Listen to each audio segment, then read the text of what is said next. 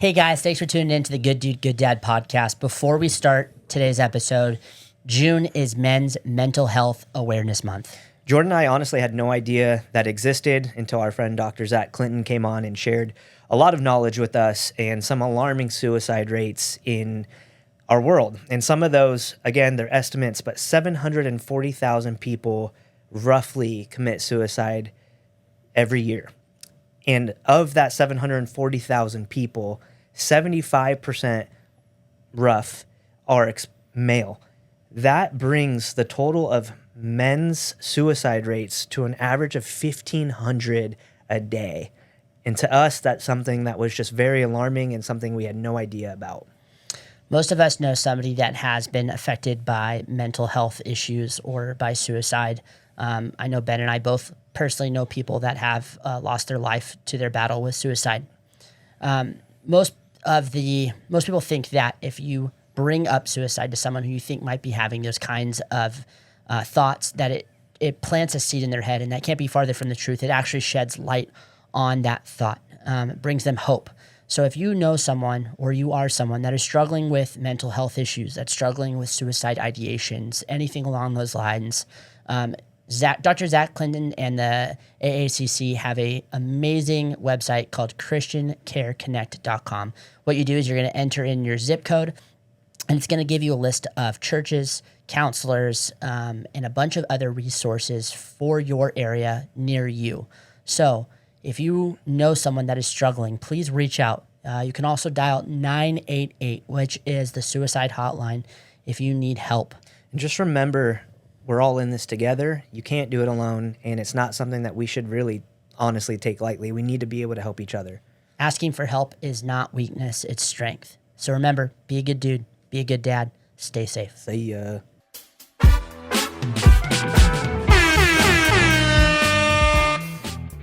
Welcome back to the Good Dude, Good Dad podcast. I'm Jordan. And I am Ben. And today we have a special guest on. We have Dr. Zach Clinton. Hello, sir. Welcome so much. Yeah, thank Jordan, you for coming Ben. on. Seriously, thank you guys so much for having me. I love what you guys are doing. It's an honor to be here. Oh, thank you. Well, Zach is, we're excited to have him on. I'm gonna read a little bit about Dr. Zach and what he's doing. He actually, you just finished your dissertation. You just graduated. Were you are you officially a doctor, or were you a doctor before then? How does that work? So how it kind of works is as soon as you defend your dissertation, your professors will call you Dr. Zach or Dr. Jordan or Dr. Ben. So I was maybe a month ago now, but now it's official. So yes, we can promote it as Dr. Zach. All right. Cool. We got Dr. Zach Clinton. He is the vice president of the American Association of Christian Counselors, AACC. He is a licensed resident counselor at Light Counseling. He is the host of the Built Different podcast. If you guys have not seen that, go check it out with Joshua Broom, and he also does it with his dad, who is also a doctor. Fantastic. I'll put it in the show notes down below. You can go check it out if you don't already know who he is. And last but not least, he is a president of and host of the Ignite Men's Impact Weekend, and he is a husband to his wife, Evelyn. Yes. Evelyn. That's right. And sorry, it's that stroke. Sometimes I forget names. Oh my God. I get it. But anyway, we're excited to have you. We ask every guest the same way. Just tell us a little bit about yourself. You can go as in-depth or non-in-depth as you like, but take it away. Again, you guys, just an honor and a privilege to be joining you on the show. I'm so grateful for the work God's doing in and throughout your lives in leadership. Just a little bit more about me. So I had the opportunity and really the privilege and blessing of being raised in a God-fearing home by a mom and a dad who were heavily involved in ministry. I always say that they loved God, they loved each other, and they loved my sister and I with everything in them. And so that was such a blessing. I know it's not something that everybody is accustomed to or everybody was afforded that same privilege and opportunity. But I was. And so with that came so many different things, so many great memories, so many incredible moments. I played a lot of sports growing up, played football, basketball, and baseball. And baseball turned out to be the sport that I pursued at the next level, at the collegiate level at Liberty University, where I pitched for 4 years there, had an absolute blast playing college ball. But throughout my journey, there were several different, challenges. And I think the one thing that I probably struggled with the most, if we're diving into my testimony here up front, was kind of the pressure to perform And knowing that my mom and dad were heavily involved in ministry and people really knew who they were, and they were very, facial recognition names here in Lynchburg, Virginia. For me, I was kind of that goody two-shoes kid who knew how to speak Christianese. I knew all the verses. I got 100s on my Bible tests, but behind closed doors, I had some performance anxiety. I had a bunch of things that I was working through and wrestling through in my own personal life. And my greatest fear was disappointing people. And so for me, right, that turned into maybe some unhealthy coping strategies. Someone who engaged in pornography in high school. I turned to maybe some unhealthy relationships in high school. And there were just some things that I was reaching for to make me feel a little bit more adequate, or again, maybe if I did enough, I would feel like I was enough. Even though, right, again, came from a very good home. My parents are my best friends. My parents never, ever preached anything other than, we love you, we support you. They always pointed me in the right direction. I just put these unnecessary kind of expectations or pressures or standards on myself. But as I began to navigate those and I got to college, there was a moment for me that kind of shifted everything. And it was after my freshman year. Again, baseball kind of was my idol during that time. It was beyond an outlet for me. It was something that I found my identity in. I found myself coming out of a pretty good freshman year, pitched quite a bit. I was a relief pitcher, had several appearances as a freshman, and going into my sophomore season, I was expected to kind of play more of a primary role in the rotation. 2 weeks before the season, though, I was throwing a bullpen, and the mound was a little slick that day. There was some clay on the landing spot, and right on my last pitch of that bullpen. So, we're 2 weeks out from opening day. I'm expected to be an opening day rotation guy. And here I was, my foot slipped out from underneath me. I pulled my hamstring. My hamstring tore the head of my fibula off, an avulsion fracture on my bone. And so I was out for the year. And there was a lot of disappointment that came with that, especially for someone who found my worth, value, and identity in my performance through the game of baseball. And so there I was, struggling, disappointed. And I found myself kind of hurting. And I'll never forget, my dad kind of pulled me aside, and I was kind of wallowing in my pity a little bit for a couple of days and weeks. Yeah. And my dad grabbed me, and he kind of just said, hey, bud, at the end of the day, I want to remind you of this. You can either use this season to kind of just hang out and just keep doing what you're doing, or you can start working out. And you can start developing into the man that God has called you to be holistically in every facet of your life, physically, athletically, mentally, emotionally, relationally, socially, but also spiritually in your walk with Him. And that was the transformative moment in my life that kind of put me on the path and trajectory that I find myself on today. Now, I don't think if that moment had come, I would have been ready for another moment that came later on. And that moment was coming out of my senior year. I typically don't share this story, and so I want to preface this up front. I'm not throwing anybody under the bus. I'm not saying anything bad. But I was in a toxic relationship, engaged to be married, not many months out from my wedding day, and things fell through the cracks. Mm-hmm. And that was a moment where it was like, man, thought I had my whole life figured out. But then all of a sudden, I'm not saying it didn't need to happen. It definitely did. Again, a lot of toxicity, a lot of red flags. I just wasn't maybe aware of them up front. But then when it happened, I found myself in this place of, again, what is my greatest fear? Disappointing people. What's my greatest fear? Not being enough. Felt like I wasn't enough. It reiterated that inadequacy, and it kind of sent me spiraling. And so I'll never forget, though, going out into the woods and really understanding what surrender was. I don't know about you guys, but I find more attunement in nature with God. I love hunting. I love fishing. I love hiking. I love anything outside. And so as I was walking through the woods in one of my special spots, I remember just crying out to God and just asking the Lord, like, God, would you please show up in this place? And there was a moment for me that I recognized that Jesus doesn't just meet us at our point of need. He already lives there. Yeah. And when I went outside and I went on my knees and I just surrendered it for the first time, surrendered everything, I felt the Lord reveal to me, Zach, in the absence of clarity, there is an invitation to intimacy with me. And you see, for so long, I was seeking all of the answers. Like, why in the world would this have happened? What went wrong? What could I have done better? Right? I was asking so many things. But it was in that moment that I began to recognize that God was the only answer that I really needed. And so that was another transformative moment in my life that then set me up on this trajectory of growth and development and just improvement and progress. And it just so happened that, throughout that journey is when I had the opportunity of meeting my now wife, Evelyn, and Evelyn was a godsend to me. Again, if I would not have gone through that suffering or that pain, it would not have formed me into, I think, the man or the husband that I get the opportunity of being today, and leading my wife and leading our soon-to-be, hopefully, family one day. And it's just been a blessing to see God continue to reveal himself in moments of powerlessness, because I think it's in those moments that really draw us closer to and reveal the character of his heart. So that's a little bit about me. Now I step into this leadership role at the American Association of Christian Counselors. That pain also reiterated my, in a sense, passion for walking alongside of people in the midst of their brokenness as a counselor, as a therapist. I get to do some sports psychology work at Liberty University with their athletes there. And so I love sports. I love Jesus, first and foremost, and I love family. And so being able to do all of those things together at the same time, what a blessing. And I just believe that I'm just grateful, really, for what God has kind of bestowed upon my life. And that's kind of where we're at today. Yeah. Dude, that is so cool. I think I love that you kind of stated a couple different things in there, but I grew up also, and so did Jordan, but we both grew up in a Christian home, loving parents, everything that you could have and want. The parents, our parents gave us that. I have a fantastic relationship with my parents, and I was kind of like the good kid as well, Yep. And then I went through the Marine Corps and obviously kind of started to deal with my own traumas and my own mental processing of certain things, and ended up kind of just acting a fool for a long time, trying to figure out what I'm doing with my life. And, I say I'm this one thing and completely living this way. There's numerous times I showed up to church, probably still drunk, realistically. You go out on a Saturday night with your boys, you're at church at 9 a.m. There's no way you're sober, And I love that part of me.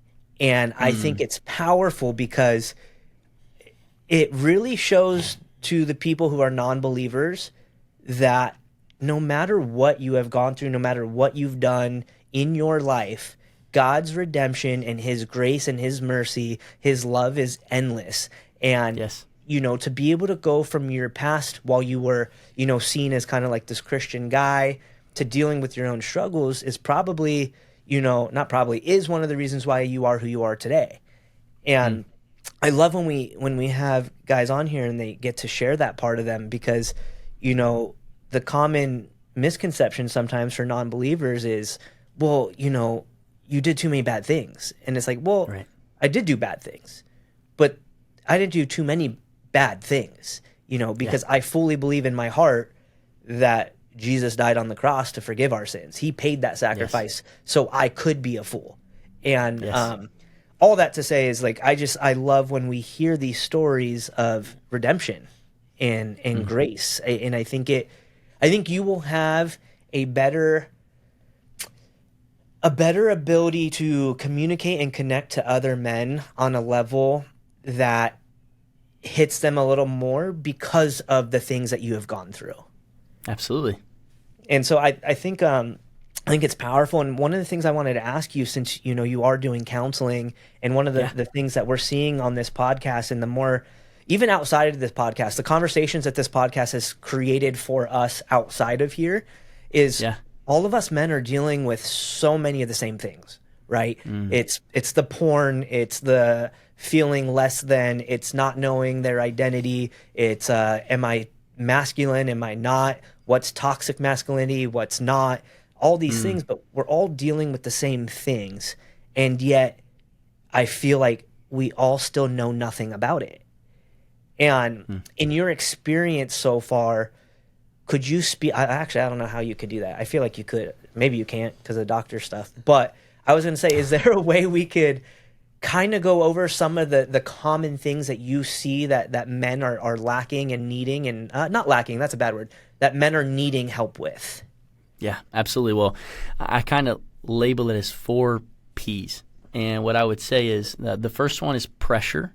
Right, a lot of men, like you said, Ben, we have this pressure to perform, pressure to provide, pressure to protect, so many different things. And so a lot of men are carrying this weight alone, right? That second one leads me into the second P, which is a lack of people, right? Loneliness is probably the greatest epidemic or illness of our day and age, especially as it relates to men. And what I always say is that if it's the invisible illness, we have to remember that it's the undiagnosed kind of illnesses that are always the most dangerous and deadly. If you look at Cigna surveys and research of over 20,000 participants that have involved, I mean, large percentages, well over 50% of individuals would say that they don't feel like they have a person in their life that they can trust, that they can turn to, that they can open up to about anything. So if you can't be vulnerable, then you can't be known. And that's something that is incredibly hard.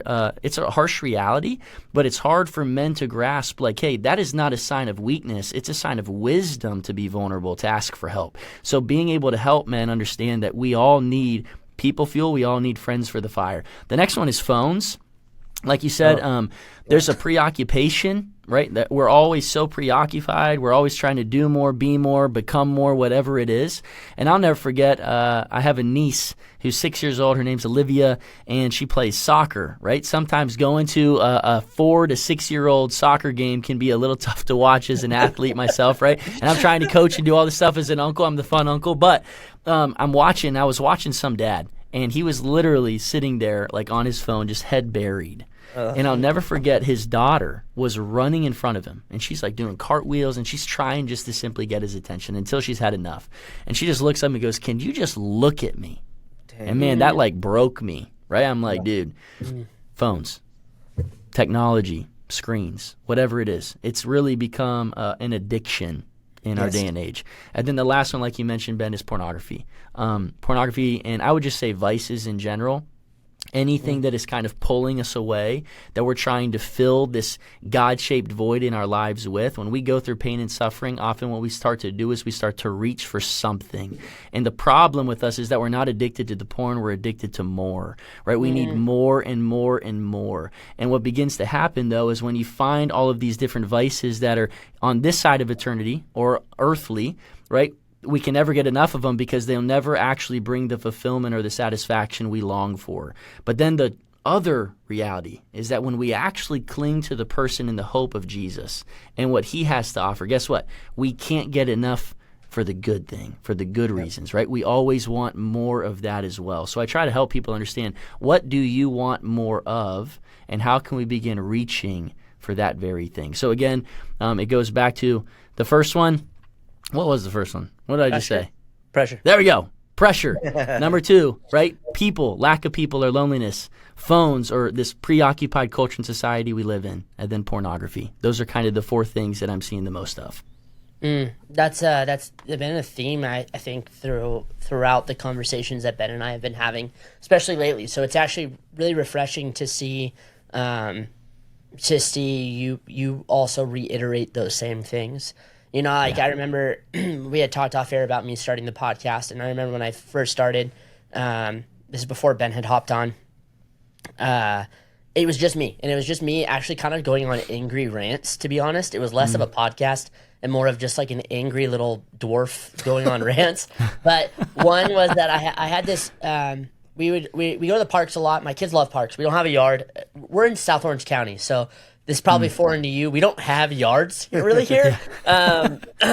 People just live right on top of one another. It's fantastic. I absolutely love it. And you pay $2 million. Yeah, I love it. It's yeah, it's my favorite thing ever. But we go to the park a lot, and my son and I would play, and my son, my daughter would play, and then before I know it, it's me, my son, my daughter, and about 10 other kids. And I would always look around, and I'm like, why am I playing with everybody's kids? Not that I don't mind. Like, I like being the fun dad, but I would, like, look around, and I'm at the park, and there's, like, a dad over there on his phone. There's a dad over there on his phone. There's a dad over there on his phone. And I'm like, look, I know you've been at work all day, and I know you come out, and you're tired. And because I'm going to be honest, I've still done it. I've gotten home and just sat on my phone and vegged out. Ben and I were literally just having this conversation yesterday with a friend of ours that was on the podcast. We were like, you know, we've done it. I noticed that I have an addiction to my phone, but also like, why can't we put our phone down and spend a little bit of intentional time with our kids? Like, why can't we put our phone down and spend a little bit of intentional time with our wife? And we wonder why divorce rates go up, and we wonder why there's this, I don't know if maybe I saw it on your show, but there was like a statistic that was like 9 out of 10 men couldn't name one person to call if they were in emergency. Like they were like, hey, your entire world shattered. You can't call your wife. Who are you gonna call? And it was like 9 out of 10 dudes had literally no one. And I was like, pick your head up for 5 minutes. Like, let's look around. Let's take a breath of fresh air and see, see that there's other men around us that are hurting. There's other men around us that want friendship. There's other men around us. I'm kind of going off on a rant, but what I wanted to do is come back around and actually ask you, like, as far as when it goes to phones and more people, like you're saying that there's a real loneliness for men right now. What kind of advice are you giving to those men that are feeling just lonely? That, that are that dad at the park that's too busy in their phone, but at the same time is dying on the inside for friendship and is dying on the inside for connection and to be seen and heard. Like, what kind of advice are you giving to those kinds of men? Yeah, well, the first thing I try to do is help them develop an awareness of what they even mean by the word loneliness in the first place. And I was interviewing someone named Justin Whitmell Early, who has a book called Made for People. And in that book, he talks a lot about how we were made for community, right? We were made for relationship, to love and be loved.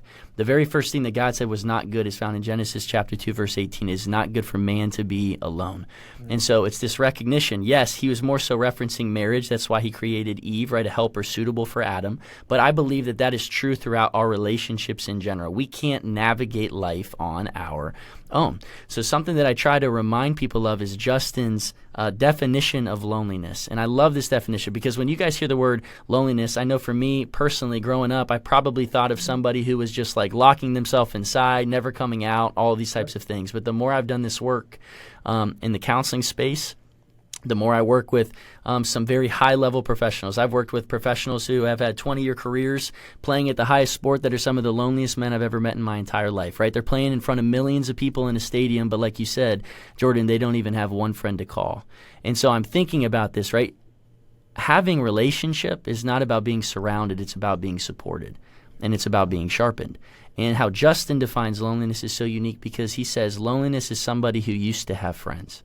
And I thought about that, right? When you talk about life transitions, right? Before you got married, before you got the promotion, before you moved, before you had kids, before whatever it is, right? We all go through these stages of life. And what happens is when you're growing up and you're in school, friendship is natural. You see the same people whether you want to or not. Right? That's just how it rolls. That's why I love sports, though, too, because it's such a social setting. When you get out of those spaces and you move stages in life, you have to be more intentional. So you have to fight for friendship. And so that's often what I'm reminding men of is, hey, in what ways have you been intentional this week in surrounding yourself in settings where you might be able to find like-minded men to develop you and to grow you? In what way have you, in a sense, showed up at whether it's the church or the life group, or I love different ministries like your guys' own. I think of David Mills from Men's Alliance. They have tribes all across America, and they partner with us at Ignite. And man, there are these tribes where they just do this rugged, real, raw workout, and then they have a little Bible study around a campfire every Saturday morning, every single Saturday of the year, right? Have you made the intentional action? Have you made the move? Have you made the choice to say, I'm going to fight for friendship? So that's something that I'm always trying to remind people of. And again, phones are a means by which we can enhance relationship, not a means by which we should do relationship. We need embodied friendship in order to really thrive in this life. Yeah, no, that's fantastic. And it's true, and I've been saying it a lot lately because I think obviously like God's working in my own life and on my own heart, but I never understood the power of relationship in the sense of I've been around people my entire life, right? Like I grew up playing sports like you. I went in the Marine Corps. You have a built-in brotherhood. Right when I got out of the Marine Corps, I started my own business. So I have had people around me forever, and I didn't understand the power of genuine connection and being able to have those times like right now, even though we just met you, we're having a conversation that's so life-giving and that can genuinely help shape how I choose to carry out the rest of my day today or tomorrow or the next day. I think for men, and what we've also discovered, and you see it too, so I'm really curious on your perspective, is how do we get men to break the idea or the notion of, oh, that's kind of lame, or that's that I don't need that, or that's soft. Like, I'm not going to walk up to some random guy that I don't know and be like, hey dude, like, can you be my friend? You know, cause that's a thing, right? People are gonna be like, oh, you're a weirdo. Like, let's be honest, if I'm sitting outside somewhere, not at one of my coffee shops, let's say I'm at whatever, In-N-Out, and this guy comes up to me out of the blue that I have no idea who he is, and he's like, hey, you know, can I have dinner with you?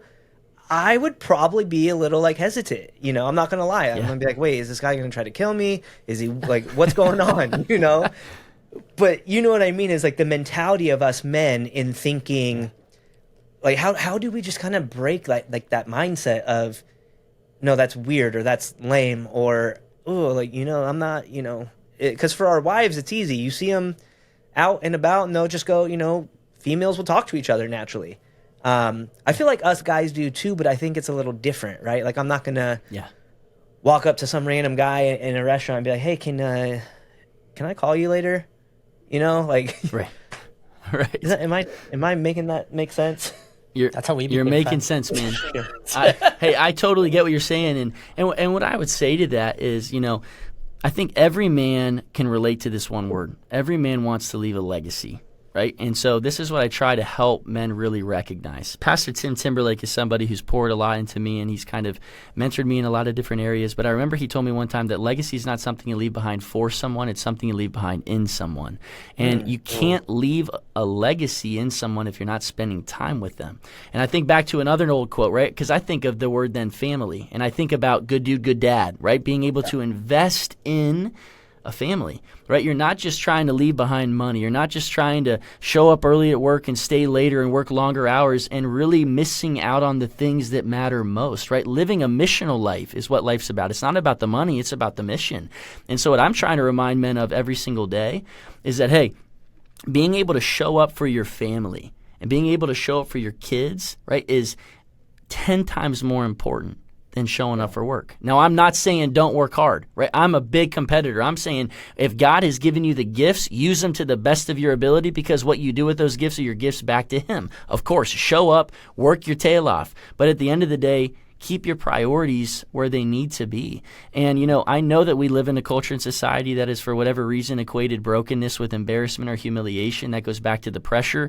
No man wants to feel inadequate. No man wants to feel like he's not enough or he doesn't measure up, right? Every man wants to feel strong and capable and confident. But hey, when you're going through tough times, my dad would always remind me of this growing up. You're just not that good to do it alone. You just can't. Nobody is that good because, again, we weren't designed or created to be. I want to circle back around now to what you said earlier as far as performance, because I feel like that's all kind of one and the same.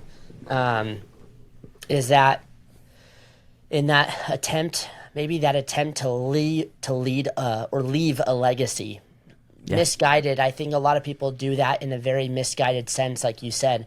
You know, they immediately think of legacy as finances, and I'm gonna be honest. That's a lot of not my entire life, but a good chunk of my life up until actually pretty even recently. That would be my definition. If you're like, hey, what do you want to leave? I was like, a legacy, but that also means finances for my kids, you know? And I think there's nothing wrong with that. I really think that is something that God has called us to do, to be good stewards of our finances and to leave our kids an actual inheritance. But that's not the sole definition of legacy. And, as someone who actually has struggled myself with a performance mindset and being stuck in the need to try to perform in order to feel adequate, I'm gonna be honest, that was me. It's still me. I'm learning to deal with that.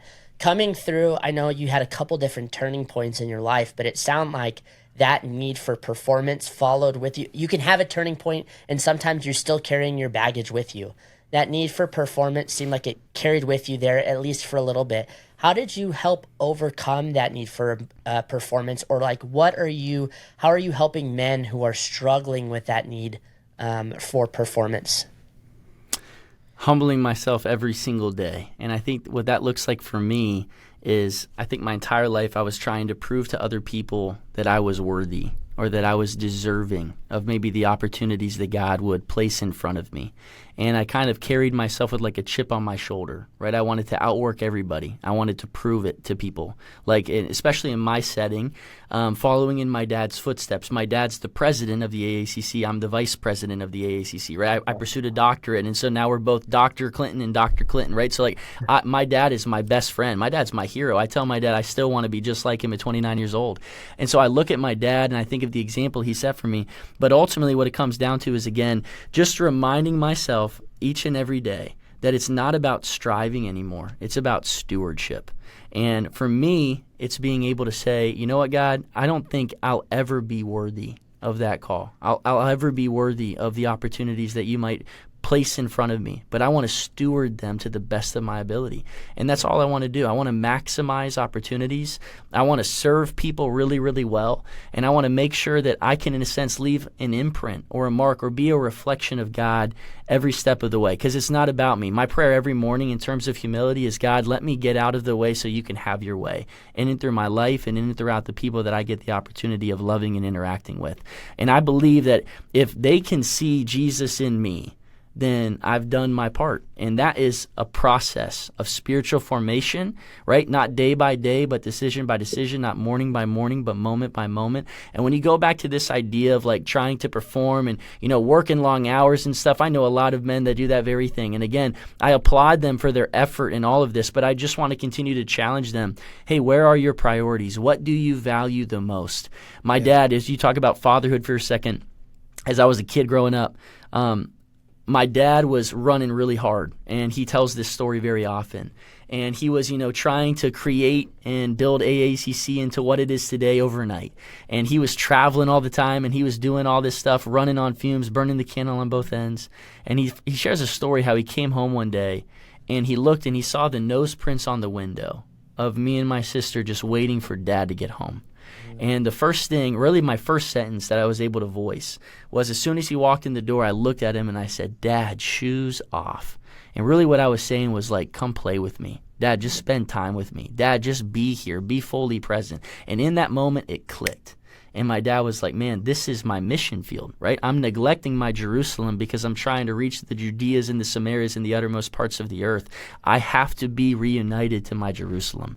And so my dad is that living example to me of, he reminds me every day. If I'm the last one here, right, he'll be like, great job, go home, right? Get home and be with your wife. Make sure you prioritize, again, the things that actually matter most.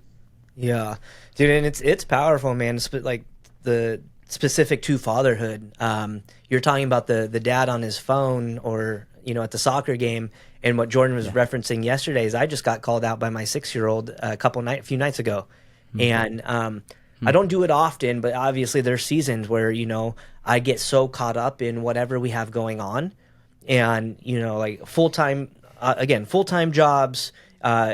This podcast is becoming like a full-time job for us, which I'm not saying that as a complaint. I'm saying that as a thank you, Lord. Thank you for the listeners. Thank you for the support. Absolutely. But it had to make me recalibrate, because I would work my full-time job, go home, and for about a week straight, my daughter saw me on my phone a lot. And that's one thing I try not to do because I know how these times right now can literally shape my child, right? Like she's 6, and to a person that doesn't have kids or isn't around kids or doesn't understand them, you might just think to yourself, oh, that's just a 6-year-old, she'll forget.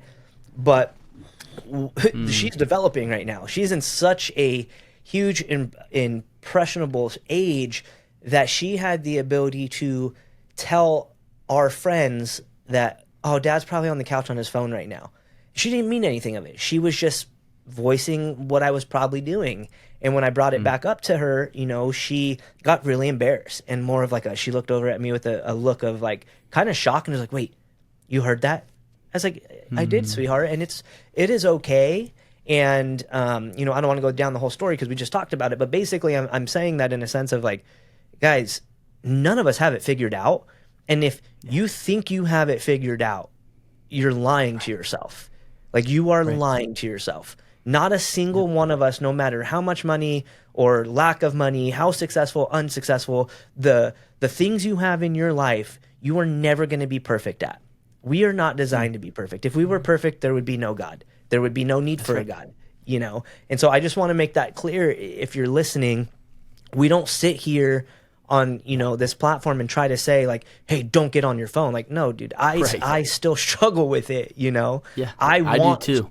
Yeah, you know, I want to create a legacy in the sense of my time built into all of the people I am around that I pour my life into.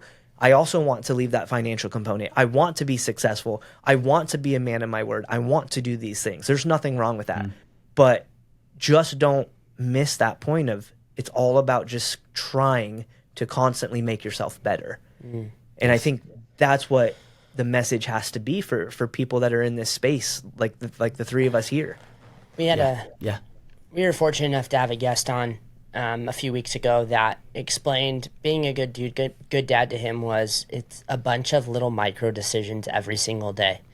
And he's like, it's micro decision. And that's something that you just said, which made me bring it back up, is that a lot of times we think it's these big grand things where it's not. It's those little everyday decisions. And I feel like it's that in a bunch of different things. It's that in getting off your phone. It's that being intentional with your family. It's that being aware of how you're feeling, those emotions that lead you to want to look at pornography, and that buildup of pressure in your system that makes you want to go back to that vice that you struggle with.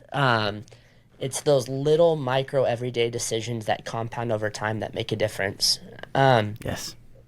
But I'm going to take us in a slightly different direction. This month is, I know, Mental Health Awareness Month. And I know that's been a big topic for you lately on your show. And to be honest, I think this is going to air probably after this month or towards the end of this month. But we were at the coffee shop the other day, and I saw this. I was telling my wife about it last night, and it literally tore me up. I almost started bawling in his coffee shop. It was this little girl about my daughter's age, and it was a video on Instagram, and she's just bawling, and she's saying, "No, Daddy, come back! No, Daddy, come back! No, Daddy, come back!" And she was screaming in agony. And at first, I was like, "Who's this bratty little kid?" And then the more I watched, it eventually told you that her dad had committed suicide. And she just wanted her dad home. And I know mental health, especially in men, is and suicide rates are skyrocketing, and mental health is a big issue. So I just wanted to kind of give you a chance to whatever's on your heart, whatever you want to say in this space. I just wanted to kind of give the floor to you. Yeah, thank you for that, Jordan. Like you said, May is recognized as Mental Health Awareness Month. June is recognized as Men's Mental Health Awareness Month. And so this all kind of fits in right together. But when you talk about mental health in general, my dad would always say that over the last 10 years or so, we've been in a mental health crisis. But really about 5 years or so after COVID-19, with the lockdowns, the loneliness, the loss, the racial tensions, the political mess, the rash shootings, the wars that have broken out all over the place, right? I think there's now a heightened awareness on mental health. And so now we've moved from a mental health crisis to what we would identify as a mental health disaster. We've seen an uptick in anxiety, depression, addiction, eating disorders, suicidality. And as you mentioned, men especially struggle with suicide, because what's fascinating, I came across a stat recently that said this, that men, typically it's the younger generation. Suicide is the second leading cause of death of the population aged 13 to 30 years old. And so it's typically the younger generation because there's a lot of impulsivity in the decision making there. But with men specifically, they're the only unique population who the suicide rate goes up the older men get.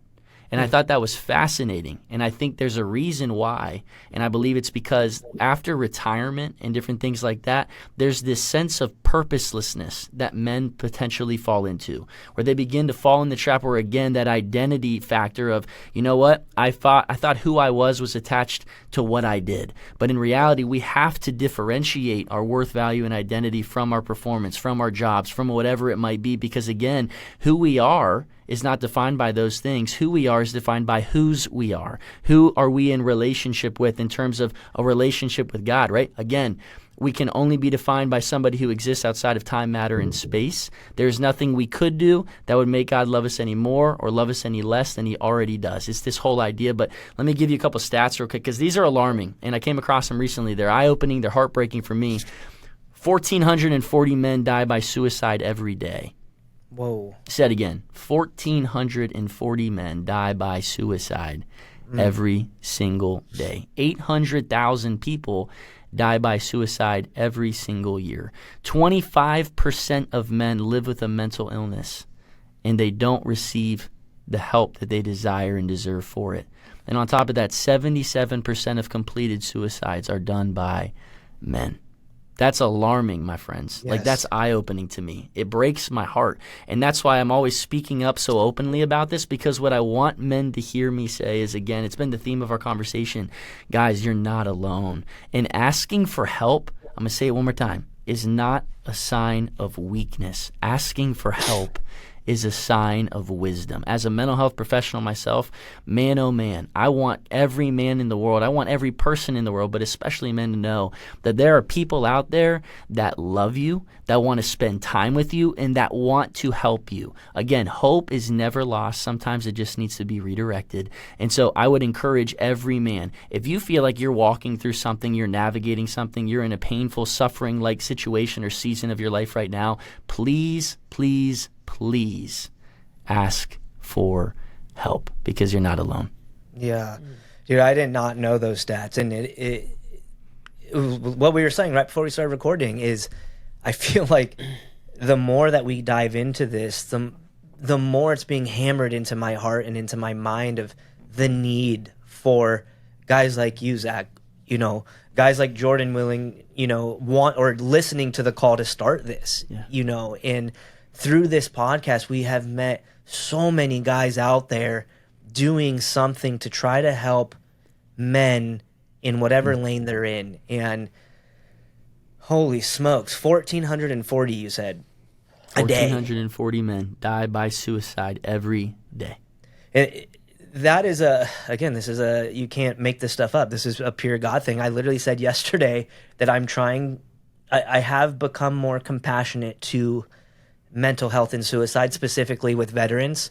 I had a really hard time with it, man. I'm not gonna lie. I almost didn't go to my buddy's funeral because I was just so pissed.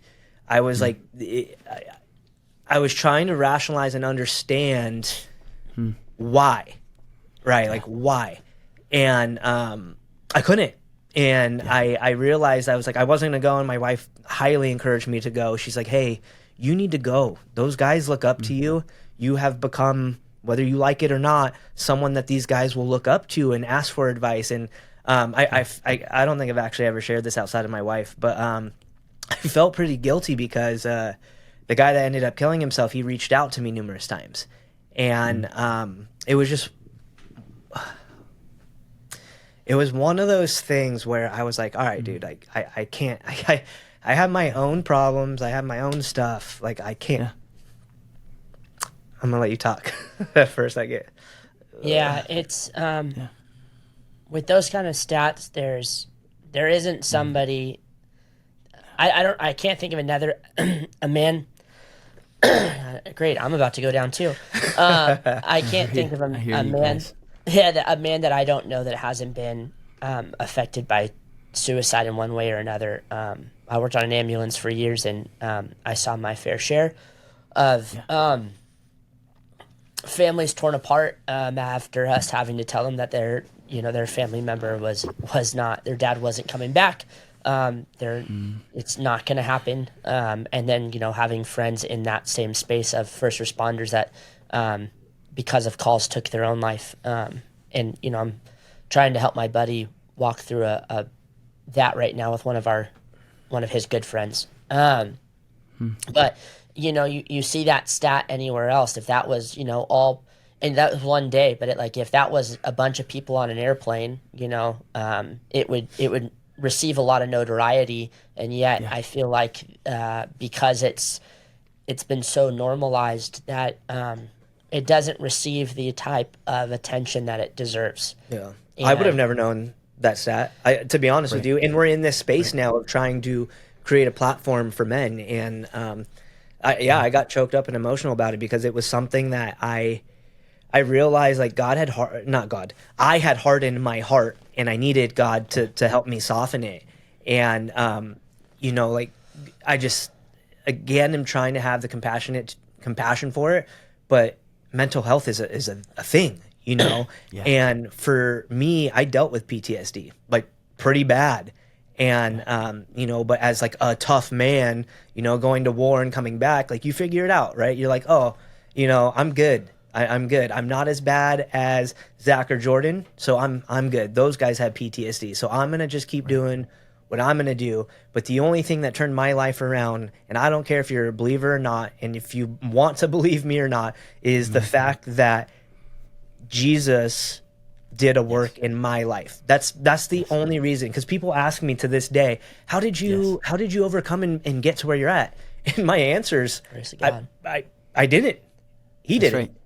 I chose, I made the effort to be like, yeah, I need to get better. I need to change my ways. I need to quit drinking. I need to quit hooking up with girls. I need to quit these things. And so I made that choice, but he did it. I had to put work in, but it was through him that I was able to put that work in. And, and that's, I think, another reason why I struggled with the compassion component to that, because I was like, well, if I can do it, everyone can do it, which that's just not the reality. Everyone doesn't have the same support group that I have, the same family that I have, the friends that I had, the love of Jesus that I had in me. I mean, everyone could have that, but they didn't have the same things I had. So it wasn't fair for me to go into those situations and be like, all right, nope, I'm not going to listen to you. Like another crazy stat is out of the three of us that shared a room when we were in North Carolina, I'm the only one alive. 2 of them by suicide, and then you have me.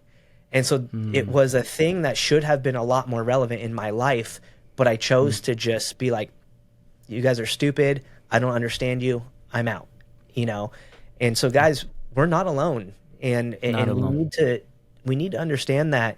And I don't care if you are listening and you think that we're just saying these things, but it's real.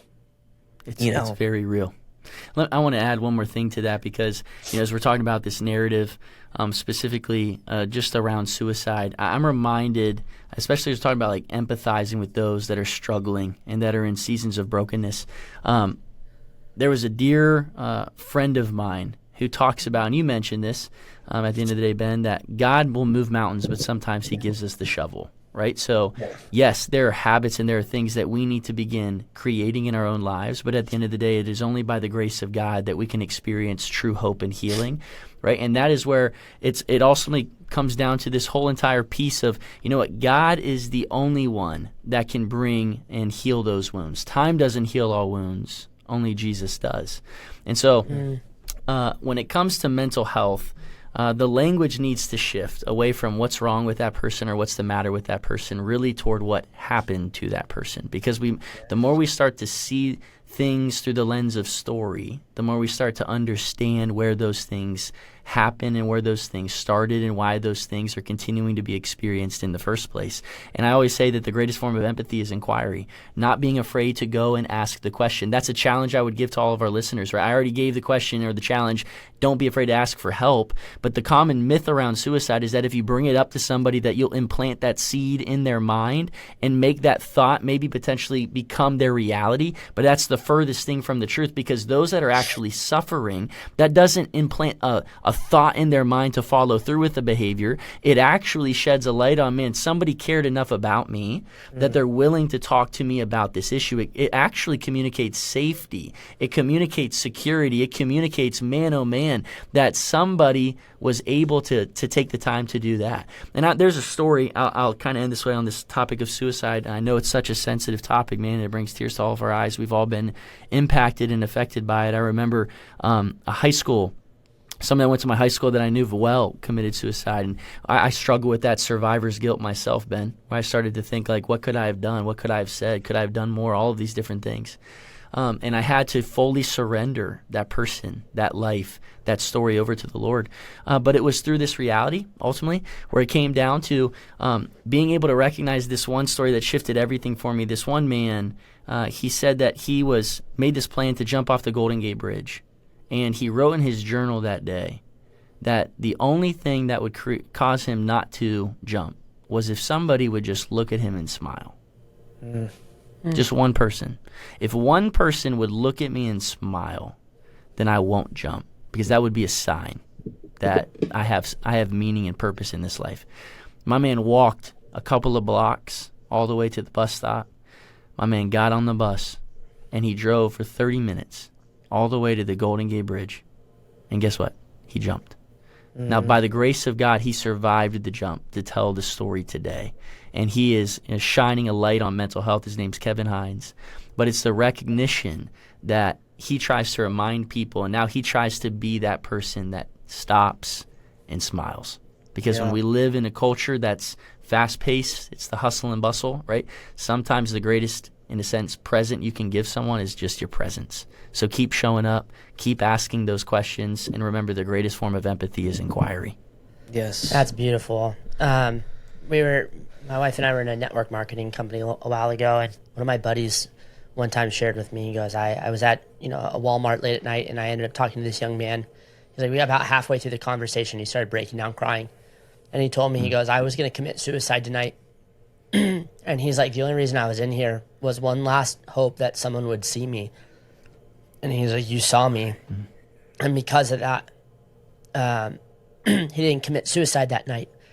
Wow. Now, I know my buddy hooked him up with a counselor and all that kind of stuff. I don't know the ends to that story, but you have no idea the impact of what just a smile or a hello will do to someone. I want to be respectful of your time, so we're going to jump right into our last two questions. It's a little abrupt, but I know you already maybe touched on it, and it's, maybe micro decisions every day is how you're going to describe it, but to you, what makes a good dude and a good dad? I think goes back to I like the theme of words because I think they're easy to remember. Provider, protector, presence, and then the last one is priest, right? So I think men, right, of course, we have a responsibility, a duty to provide. And I'm not just talking about provision monetarily. I'm also talking about providing, right, like emotional availability, all of the things that we need to be able to provide to those that we love. Protector. We have a duty and responsibility as men to protect, right? To protect those that we love, to protect our wives, to protect our children and more. But then it goes down to this word of presence. I think, in a sense, a godly man is someone who is present, and not just present around the kids and those that they love, but also present and spending time in the presence of the Lord, right? Diving into God's word every single day, diving into the practice and the habit of prayer. Like you talked about, those micro decisions, the spiritual discipline, somebody that every single day that then leads us into the fourth word is being a priest, right? Being able to show up. And remember this, as a dad, I think this is the most important thing that my dad has revealed to me that I want to pass down to my kids. This is the legacy he's left behind for me. Proverbs 22:6, you guys have probably quoted this a million times. Train up a child in the way he should walk, and later in life he will not depart from it.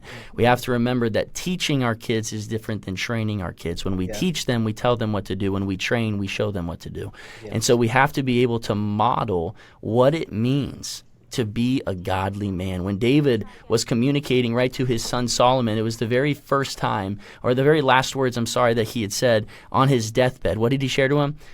Be strong and show yourself a man. It was this recognition. And then he goes on to say, right, to follow the statutes, to follow the decrees, to do all of the things in the way of the Lord, because that is what this life is really all about.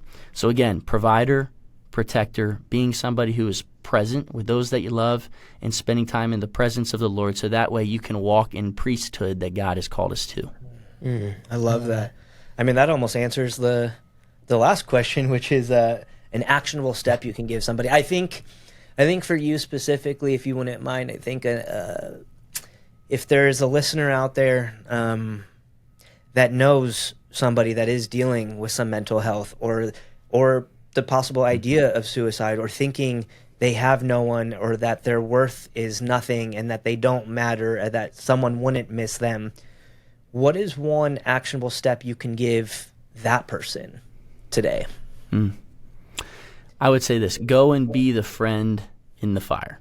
And I teach a lot out of Daniel chapter 3, right? Shadrach, Meshach, and Abednego. I often ask myself the question, if you read that story, I would encourage all of your audience to go and pick up a Bible, turn to Daniel chapter 3, start in verse 13, and just be able to unpack the story, because it's a very unique interaction where three men, right, displayed religious fidelity to God. They refused to bow the knee, and they stood courageously together, probably arm in arm. They made the decree, hey, we've already made up our mind. Not only do we believe that God is able, but we believe that he will deliver us from the mess that we find ourselves in. But even if he does not, right, we will not bow down and worship the gods that you've set before us. This idea of what if they would have been by themselves? I ask myself that all the time. What if it would have just been Shadrach? What if it would have just been Meshach or Abednego, right?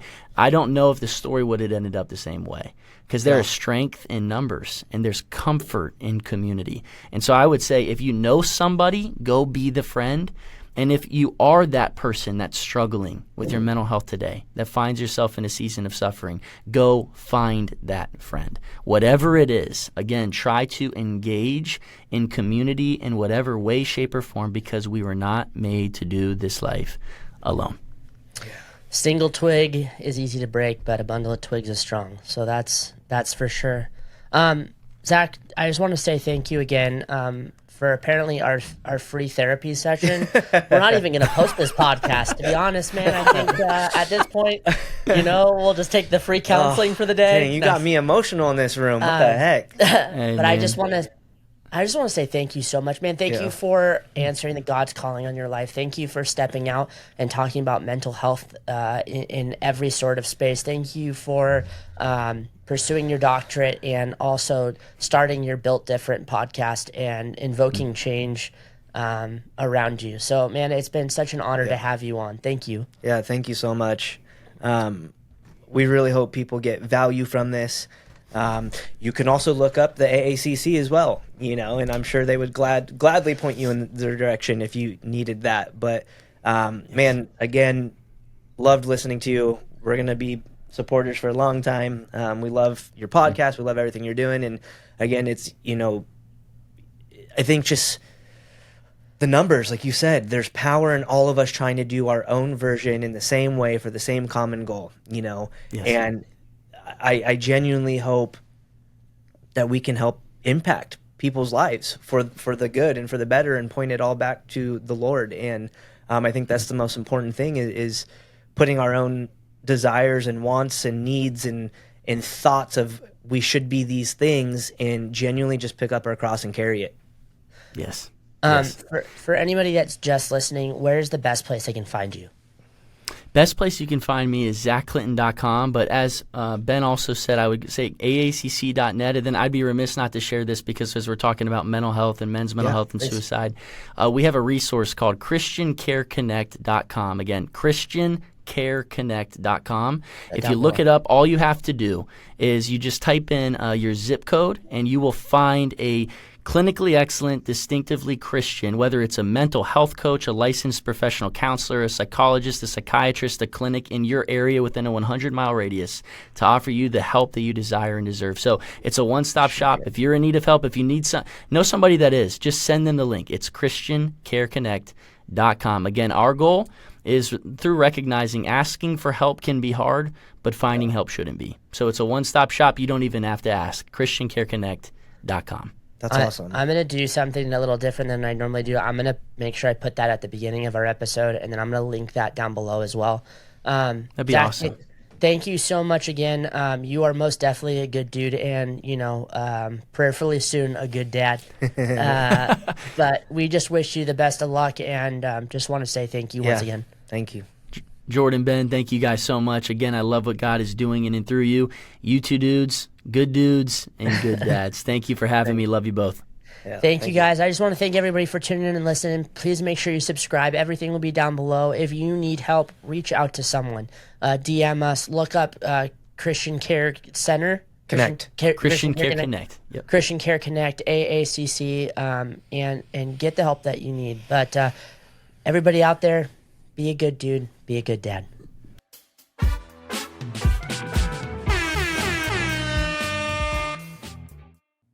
Today's episode is brought to you by Hidden House Coffee. Go check out their locations here in Orange County, California, or get some coffee delivered to your house at hiddenhousecoffee.com.